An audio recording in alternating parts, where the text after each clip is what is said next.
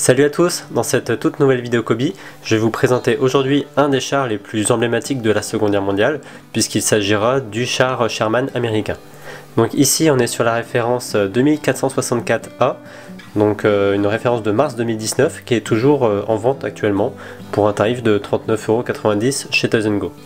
Donc pour faire ce travail, j'ai donc sorti une vieille référence, donc je sais plus le nom de cette référence, c'était une boîte qui datait de 2016 ou de 2017, et donc sur la droite, il y a donc la référence 2464A, qui est celle qu'on va présenter aujourd'hui. Alors c'est un set qui va être un petit peu spécial, puisqu'il est à l'effigie du D-Day, donc le débarquement en Normandie, et donc c'est une boîte qui va comporter 480 pièces et une minifig. Allez, c'est parti!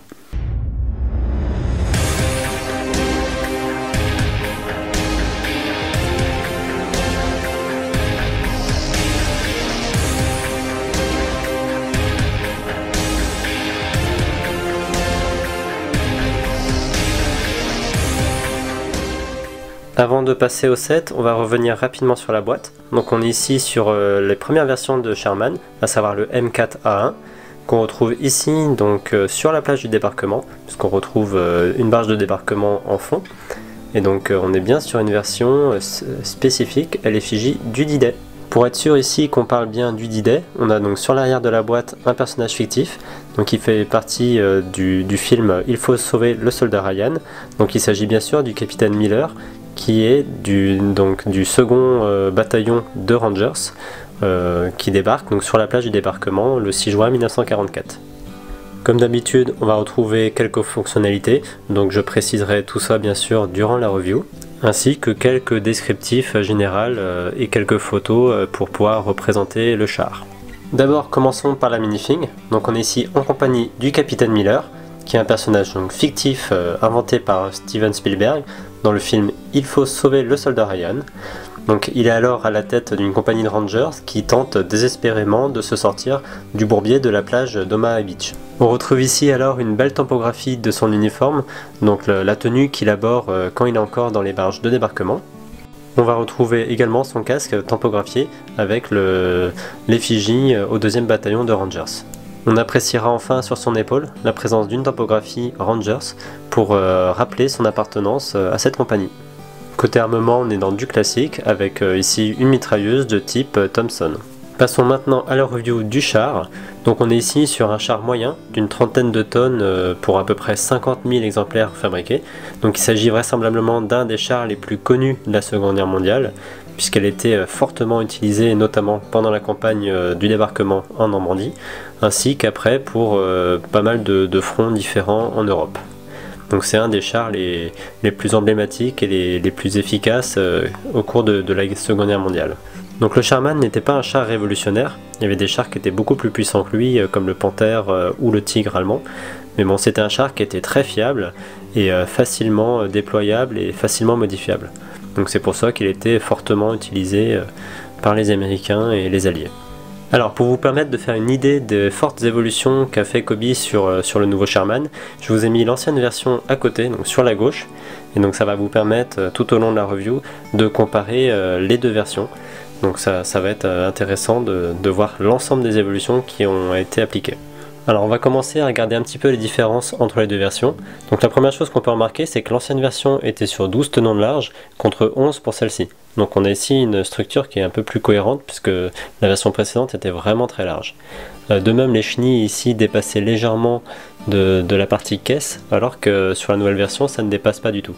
Donc au final on a quasiment 2 tenons de moins, 2 tenons plus étroits sur la nouvelle version par rapport à l'ancienne. Donc là on est vraiment plus cohérent. Et au niveau forme et dimension, on est vraiment plus sur un char moyen. De même, on observe aussi que la hauteur du char a été aussi légèrement diminuée pour être abaissée, pour que ça soit toujours plus cohérent. Parce qu'on reste ici notamment sur un char moyen et on n'est pas sur un char lourd. La deuxième chose qu'on peut remarquer, c'est notamment au niveau des suspensions de chenilles qui ont été ici rabaissées, puisqu'on a affaire à une nouvelle pièce qui permet donc d'abaisser l'ensemble de la chenille et d'avoir un système qui est un peu plus bas et donc surtout plus adapté à ce char là qui était donc un char moyen, et donc au niveau du design général ça permet vraiment d'avoir une forme plus homogène. Au niveau de la caisse, donc on a aussi une bonne amélioration, puisqu'avant on avait une structure qui était assez fine et assez peu cohérente. On avait une pente qui était très peu prononcée à l'avant et peu prononcée aussi à l'arrière. Alors que sur le nouveau, donc on a une pente qui est plus arrondie et beaucoup plus prononcée. Et on a une pente aussi vers le bas qui est vraiment très bien faite et de toute beauté. Donc à savoir que tout cet ensemble là, tout le châssis arrière, est un ensemble de pièces plutôt qui est fait en SNOT.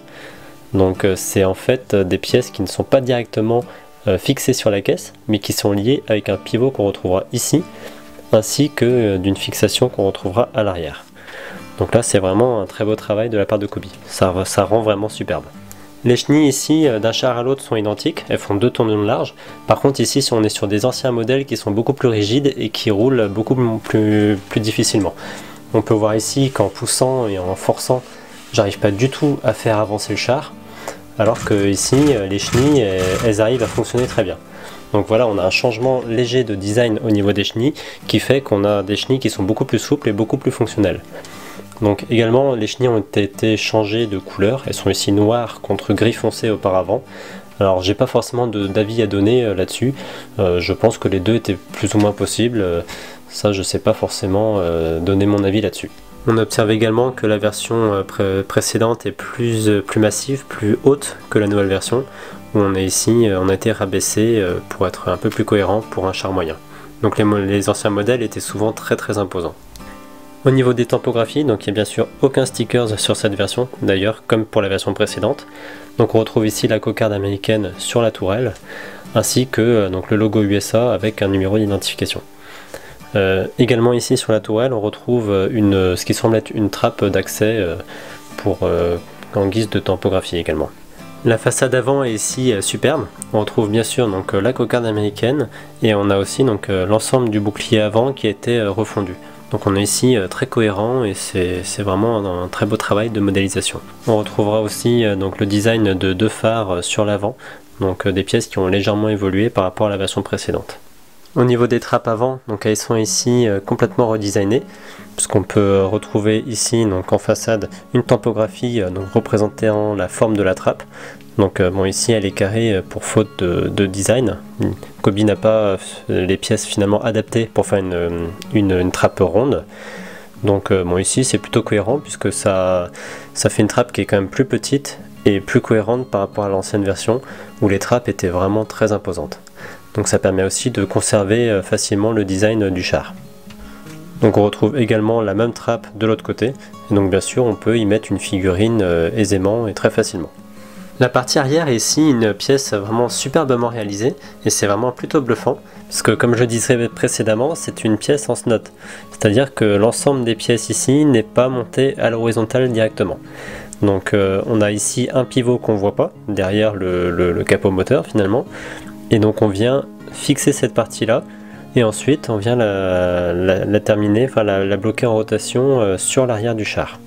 La rotation donc est bloquée par cette pièce là, donc qui vient verrouiller l'ensemble de l'arrière du char. Donc c'est vraiment plutôt sympa et ça donne vraiment une belle allure au char. Côté accessoires, on a ici donc d'abord une typographie pour représenter la trappe d'accès moteur. Donc du coup ici on n'a pas accès directement au moteur. Voilà, on a juste une typographie ici. Également donc on retrouve 2 chaînes pour modéliser un petit peu de détails, puisqu'il y avait souvent des chaînes de remplacement sur les chars, ainsi que 2 sacs de sable qui permettent d'habiller un peu l'ensemble. Enfin, de chaque côté du char, à l'arrière, on aura donc un phare qui est représenté par un tenon ici en rouge. C'est donc un phare qu'on ne retrouvait pas sur la version précédente. Côté armement, donc on a bien sûr la mitrailleuse de 12,7 qu'on a ici en façade à l'avant, et également donc le canon de 75 mm de la tourelle principale. Donc tout ça, ça nous permet de faire la transition avec la tourelle. Donc ici sur cette version, elle est vraiment bien plus cohérente, puisqu'on retrouve bien la forme très arrondie de la tourelle. Donc il y a un amoncellement de plein de petites pièces qui fait que globalement on retrouve bien cette forme bien arrondie. On retrouve ici bien sûr de nombreuses fonctionnalités. Donc on a bien sûr la rotation de la tourelle qui est faisable très facilement. Donc sur 360 degrés, ça tourne plutôt très bien. Ensuite on a aussi bien sûr l'orientation du canon qui est possible via ce pivot. Et enfin donc on a la trappe de tourelle qui peut s'ouvrir pour pouvoir mettre donc une minifig à l'intérieur sans aucun problème. Donc ça c'est vraiment, voilà, tout se passe vraiment d'une manière très fluide et voilà, c'est vraiment un superbe travail. On appréciera bien sûr le petit détail avec cette antenne qui permet vraiment de finaliser cette tourelle. Voilà, donc après avoir fait un petit tour de cette réédition du char Sherman, donc je trouve que Kobe a vraiment très bien retravaillé son char pour avoir un modèle qui est vraiment beaucoup plus cohérent.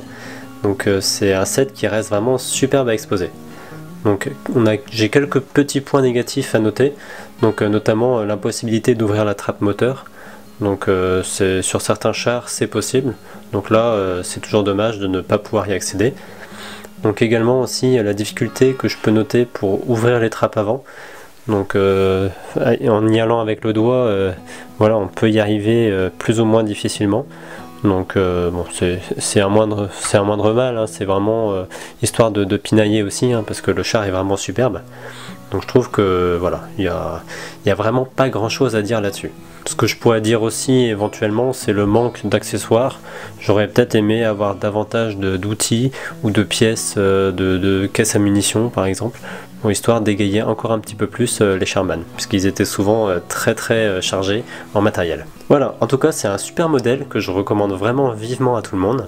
C'est vraiment le char à obtenir dans sa collection, si ce n'est pas déjà fait, puisque c'est vraiment le char emblématique des forces alliées durant le débarquement en Normandie. Voilà, donc n'hésitez surtout pas à me faire part de vos avis sur ce char ou sur ma review. Et également, si jamais je fais des erreurs, c'est possible que ça arrive, ça m'est déjà arrivé. Donc n'hésitez pas à me dire pour pouvoir me corriger et m'améliorer pour les futures vidéos. Voilà, en tout cas, nous on se retrouve pour une prochaine vidéo, une vidéo news ou une vidéo review. Merci, ciao ciao!